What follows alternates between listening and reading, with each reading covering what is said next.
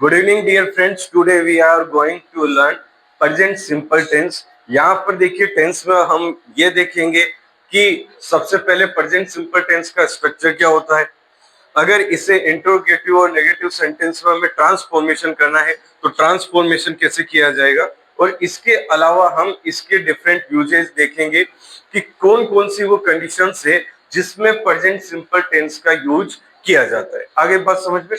अब देखिए सबसे पहले हम स्ट्रक्चर की अगर बात करते हैं, आप सभी हेडिंग डाल लीजिए एक बार, प्रेजेंट सिंपल टेंस। पहली चीज ये है, इसे प्रेजेंट इंडेफिनिट टेंस भी कहा जाता है। माय डियर फ्रेंड्स, सबसे पहले एक चीज ध्यान रखनी है, टेंस जो है वो टाइम से बना है, यानी कि डिफरेंट टाइम को शो करने के लिए टेंस का यूज किया जाता है। तो सिंपल वे में अगर मैं कहूं, to show different time we use different form of verbs, यही क्या होता है, टेंस होता है। यानी कि टेंस की क्वेश्चन जब भी आप सोल्व करते हैं, आपकी नजर वर्ब के ऊपर होनी चाहिए। किसके ऊपर? वर्ब, क्योंकि वर्ब ही वो वर्ड है जिससे आप ये आइडेंटिफाई कर सकते हैं कि ये कौन सा टेंस है। तो सबसे पहले अगर हम स्ट्रक्चर की बात करते हैं तो इसका स्ट्रक्चर होता है सब्जेक्ट प्लस मेन वर्ब की first form ACS plus object. यानी कि आपको ध्यान रखना है मेन वर्ब की फर्स्ट फॉर्म या एसीएस का यूज कौन से टेंस में होता है, प्रेजेंट सिंपल टेंस में होता है। कौन से टेंस में होता है? प्रेजेंट सिंपल टेंस में। एक चीज हमेशा ध्यान रखना, इंग्लिश के अंदर अगर आपको कभी भी कोई इंटरोगेटिव सेंटेंस बनाना है या आपको कोई नेगेटिव सेंटेंस बनाना है, आपको हमेशा हेल्पिंग वर्ब की जरूरत होती है। किसकी जरूरत होती है?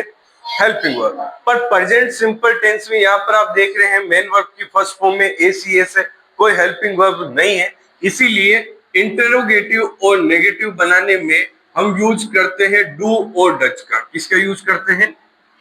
डू और डच का। इसीलिए इसका फॉर्मूला होता है do Dutch subject main verb की फर्स्ट फॉर्म प्लस ऑब्जेक्ट। एक चीज ध्यान रखिएगा, तीन ऐसी हेल्पिंग वर्ब है, डू, डज और डिड। इनके साथ में हमेशा वर्ब की फर्स्ट फॉर्म का यूज होता है। कौन सी फॉर्म का? फर्स्ट फॉर्म का। अब अगर हम इसका नेगेटिव की बात करते हैं, नेगेटिव का फॉर्मूला होता है subject do does plus note main verb की फर्स्ट फॉर्म प्लस क्या होगा? ऑब्जेक्ट। क्या होगा? ऑब्जेक्ट। अब सबसे पहले हम इसके कुछ एग्जाम्पल डिस्कस करते हैं। एक मिनट इधर देखिए, एग्जाम्पल हम डिस्कस करते हैं। जैसे कि मैंने कुछ सिंपल से सेंटेंस लिखे। पहला मैंने लिखा I teach English every day in the evening. और मैंने एग्जाम्पल लिखा सी cooks food very delicious। तीसरा सेंटेंस मैंने लिखा Rahul does his work on time। ठीक है।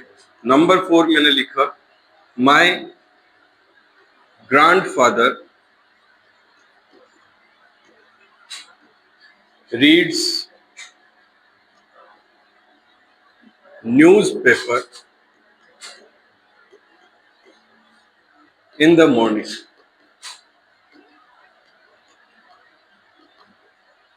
देखो बेटा, इधर ध्यान देना। I have written 4 sentences on the board. आपको इनको केयरफुली रीड करना है और समझना है कि कौन सा टेंस का यूज हुआ है। देखिए मैंने आपको क्या कहा है, टेंस का मतलब सीधा सीधा टाइम से होता है और डिफरेंट टाइम शो किया जाता है डिफरेंट वर्ब की फॉर्म से।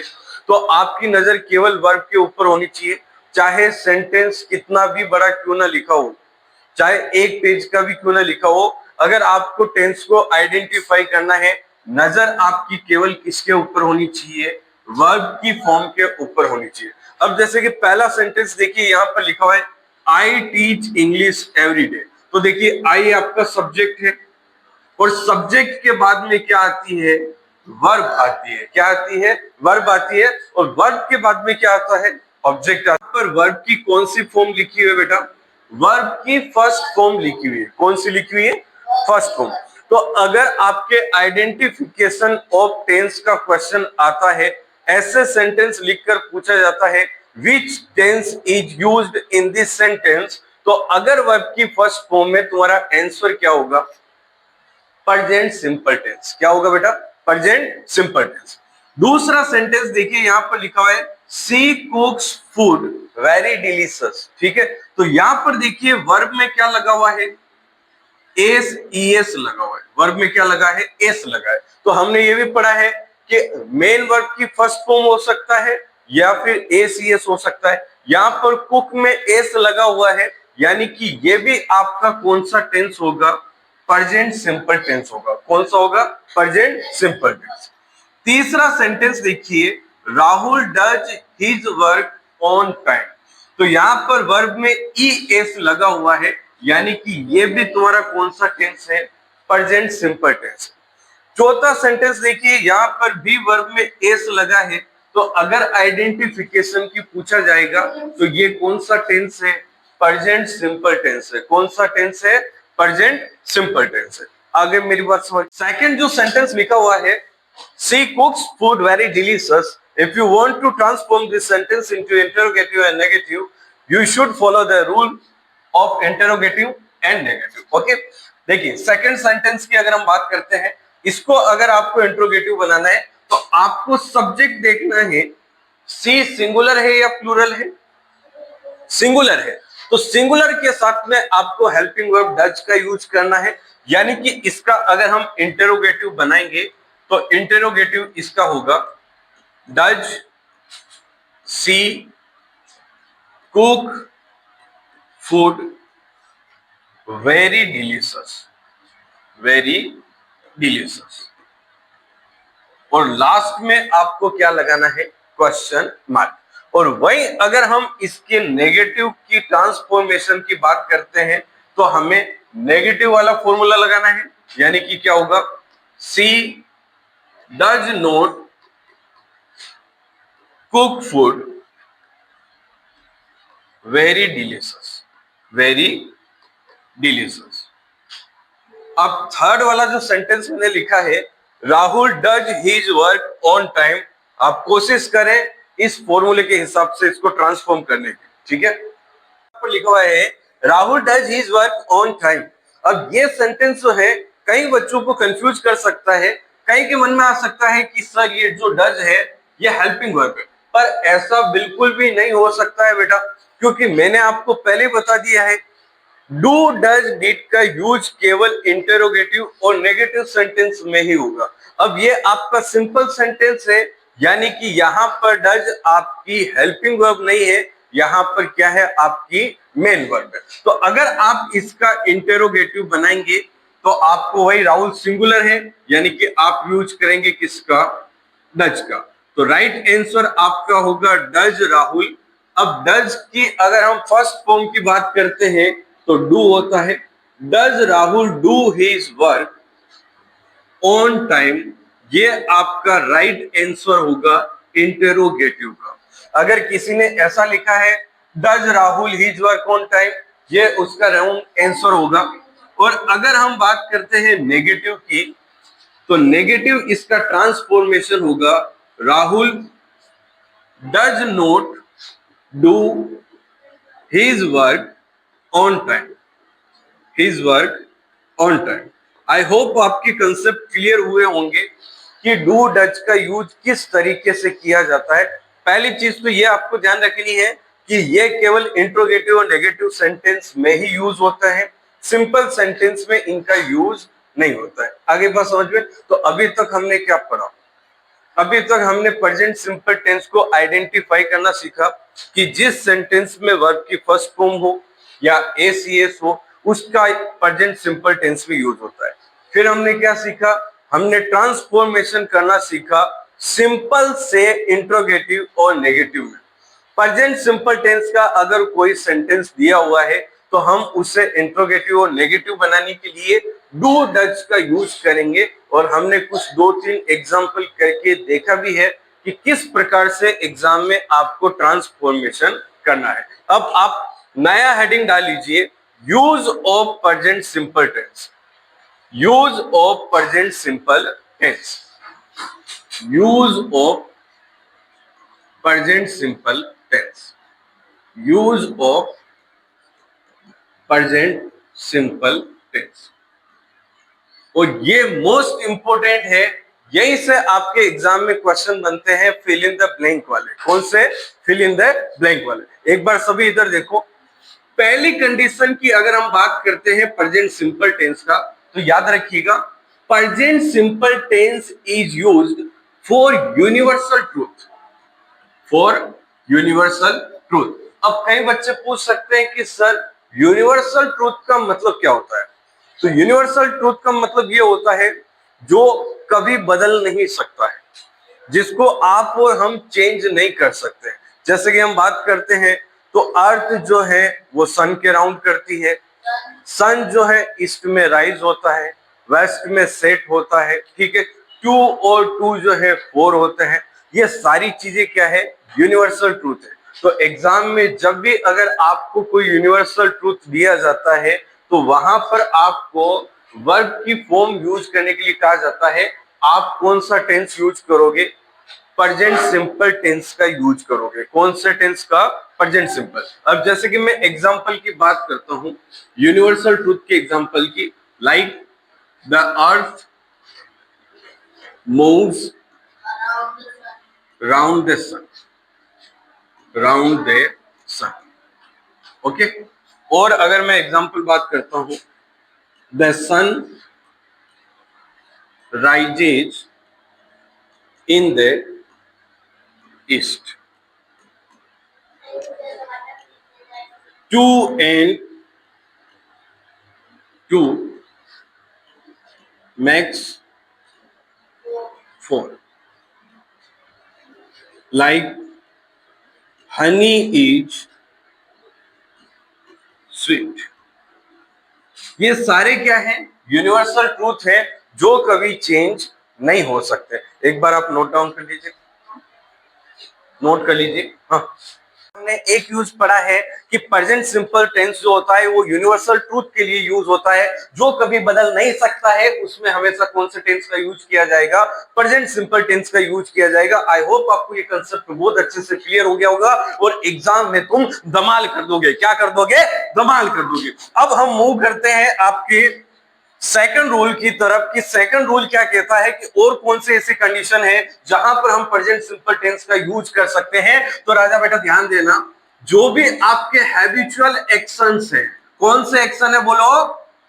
हैबिचुअल एक्शन है। जो भी आपके रेगुलर एक्शन है, कौन सा एक्शन है? रेगुलर एक्शन है। और जो भी आपके रिपीटेड एक्शंस है उसमें भी प्रेजेंट सिंपल टेंस का यूज होता है। अरे कौन से टेंस का यूज होता है?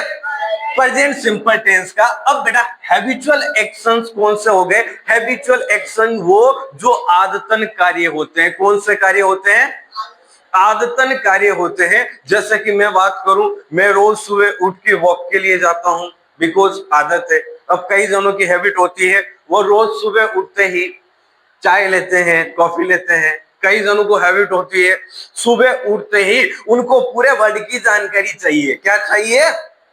वर्ल्ड की जानकारी चाहिए। घर में क्या हो रहा पता नहीं, पर वर्ल्ड की जानकारी पूरी लेके रहते हैं। तो वो क्या करते हैं? न्यूज़पेपर पढ़ते हैं। क्या करते हैं? न्यूज़पेपर पढ़ते हैं। अब सर रिपीटेड एक्शन कौन से होते हैं? रेगुलर एक्शन कैसे होते हैं?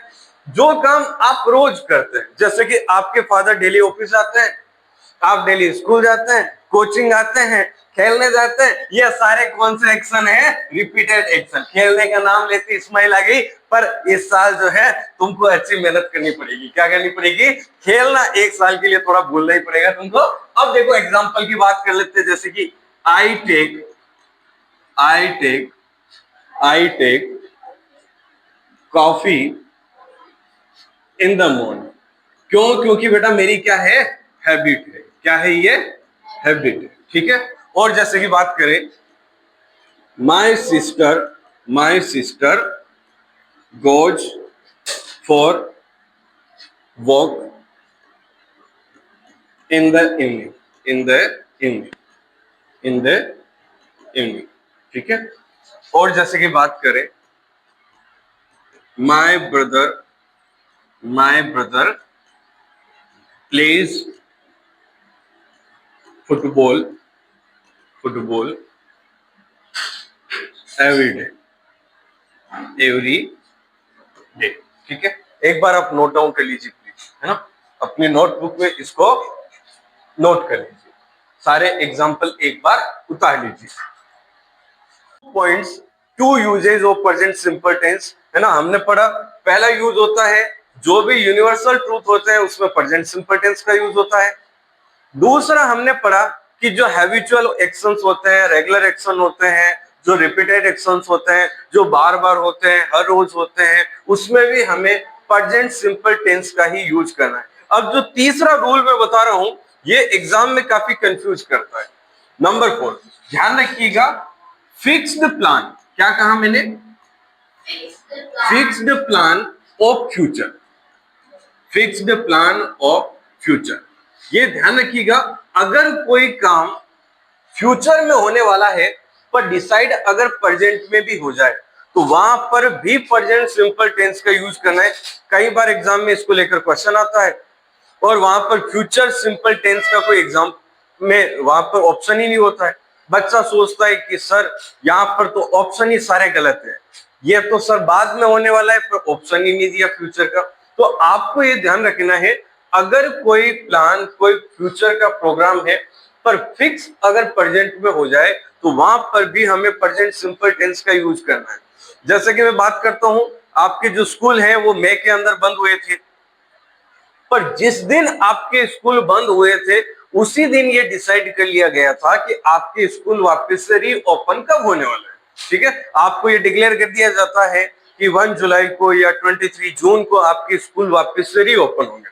ऐसा थोड़ी हुआ कि आपकी छुट्टियां कर दी और फिर आपको कहा कि ठीक है आप जाइए। आप, अब किसी ने पूछा कि सर वापस कब आना है, तो टीचर ने कह दिया देखेंगे वापस का, तो अब बुला लेंगे आपको। ऐसा बिल्कुल भी नहीं होता है। अब जब कभी आपको कोई जर्नी करनी होती है, आप जब भी कभी स्टेशन जाते हैं और वहां पर इंक्वायरी पूछते हैं कि सर ये ट्रेन कितनी बजे आनी है, तो उसी समय आपको बता देते हैं कि इस तारीख को ये ट्रेन इतनी बजे आने वाली है ना। तो वो पूरा क्या होता है, एक फिक्स प्लान होता है।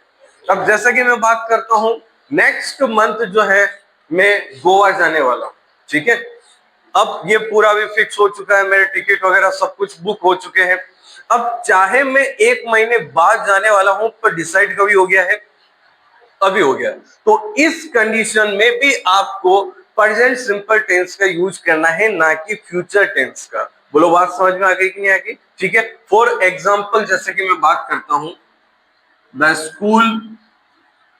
स्कूल रीओपन्स इन जून। ठीक है, और एग्जाम्पल की बात करता हूं, जैसे कि the train leaves at 7 PM। ठीक है, और एग्जाम्पल की बात करूं, जैसे कि I go to Goa next month. ठीक है, एक बार आप सारे एग्जाम्पल लिख लीजिए। तो एक चीज और जो लास्ट रूल अपन डिस्कस करते हैं, there are some adverbs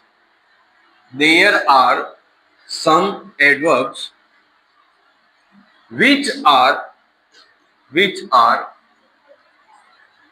used in present simple tense। कुछ ऐसी एडवर्ब्स होती है जो केवल कौन से टेंस में यूज की जाती है? प्रेजेंट सिंपल टेंस में यूज की जाती है, और ये एडवर्ब्स आपको याद रखनी होगी। और एग्जाम में यहाँ पर कैसे क्वेश्चन बनेंगे वो भी मैं डिस्कस करूंगा। अब ये एडवर्ब कौन कौन सी होती है, तो जैसे कि बात करता हूं, always, never, regularly, regularly, repeatedly,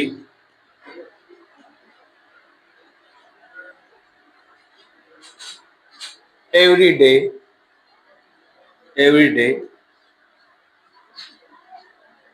every year, every year, today, today, seldom, often। ये सारी एडवर्ब जो है वो कौन से टेंस में ही यूज होती है?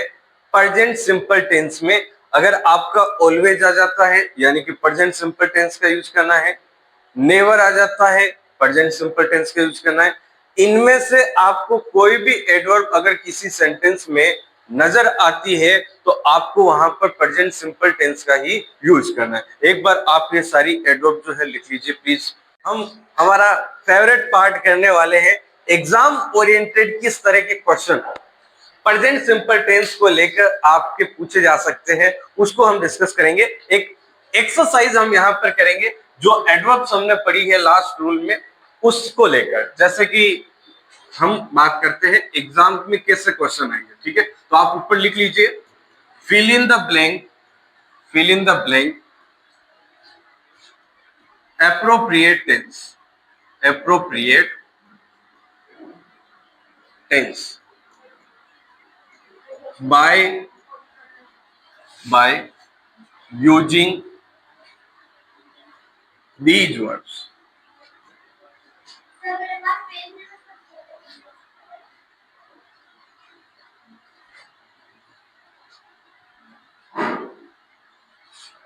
Question number 1, she never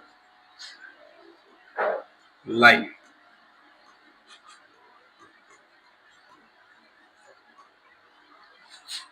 question number 2, Rahul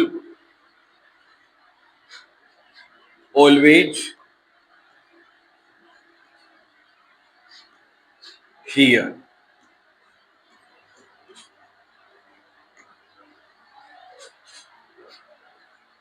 question number 3, water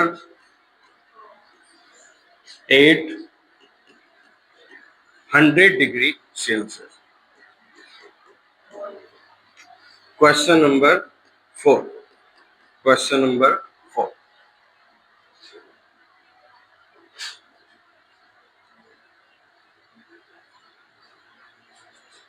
Sangeeta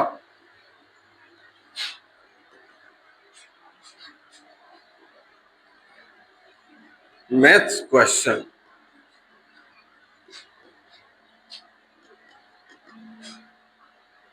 every day, every day.